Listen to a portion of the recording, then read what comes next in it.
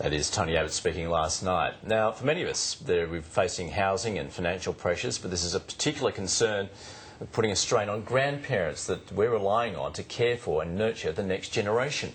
Well, today is Grandparents' Day, and while it gives many the opportunity to celebrate their contribution, the Council on Ageing is urging people not to take grandparents for granted.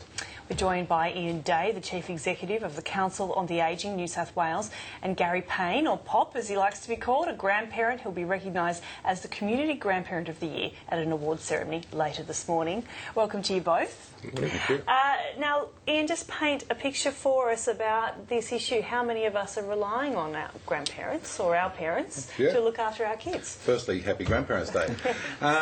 We would estimate there's 200,000 at least grandparents looking after grandkids. The Productivity Commission recently came out with some stats saying 25% of children under the age of 11 are being looked after by their grandparents for a fairly lengthy period of time every week. So it's quite considerable. And then you've got the real big area where there's about 17,000 or 18,000 grandparents totally looking after their grandchildren full time.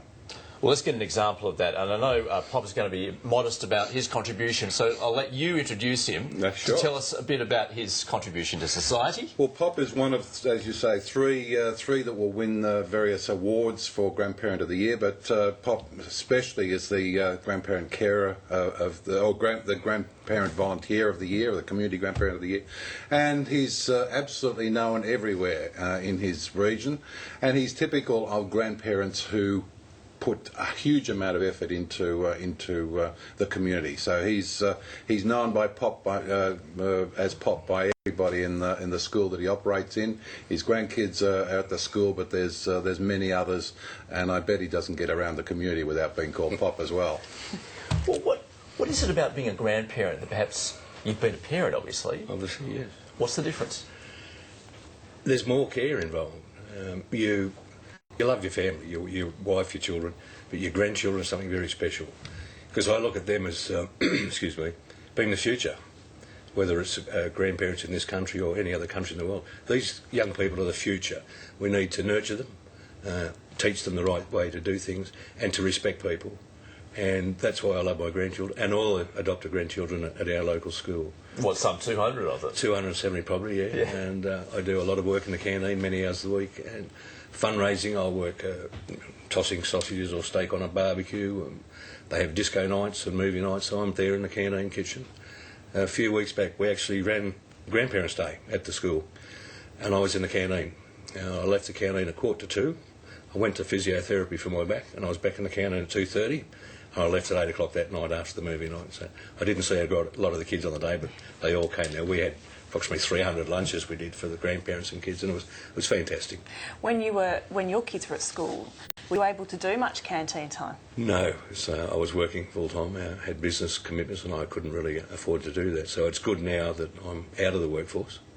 I'm limited to what I can do, so it's not a physical sort of job. I might be taking lunch orders or packing lunch bags and sorting out serving the young kids at the canteen counter and things like that. But I put the hours in and help them with fundraising, and I love it. Now, of course, Ian, the assumption is that grandparents have a lot of time. Mm-hmm. You know, inevitably, most would be retired, for instance, sure. And therefore we are relying on them, particularly today, where you've got both parents working, or maybe there's only one parent household. Exactly. They are so important, aren't they? It really is. And it's not just the care. It's also this with some of the multicultural areas as well. The grandparent holds the culture.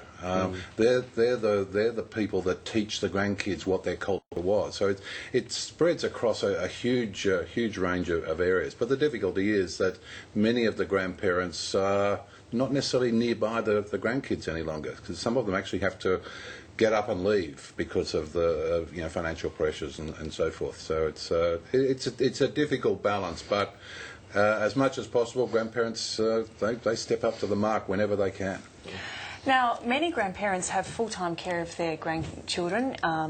In your case, your daughter died. Daughter-in-law, yes. Daughter-in-law died.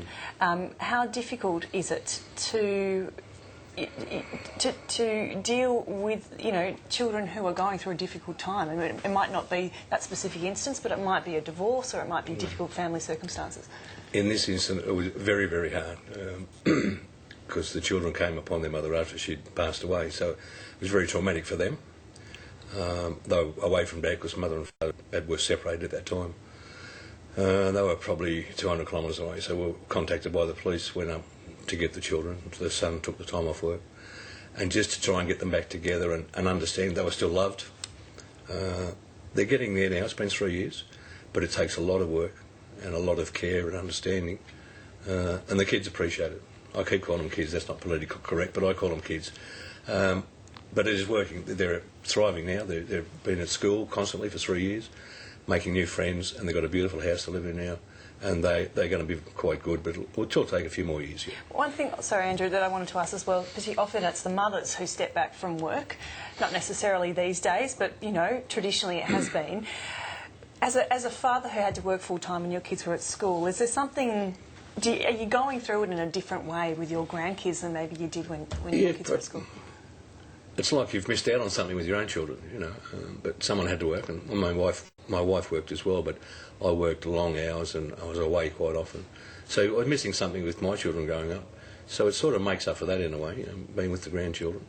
And when I'm at school with so many other children, just the stories they tell you that make you laugh, and it's really great. You feel you're on your toes again, you're young again, so it's great. And of course we know grandparents love to spoil the grandkids. It's also about you imparting some wisdom too, isn't it? Oh, definitely parting wisdom, and as you said, spoil. Money-wise, it's very expensive to volunteer at a school canteen when your grandchildren go there.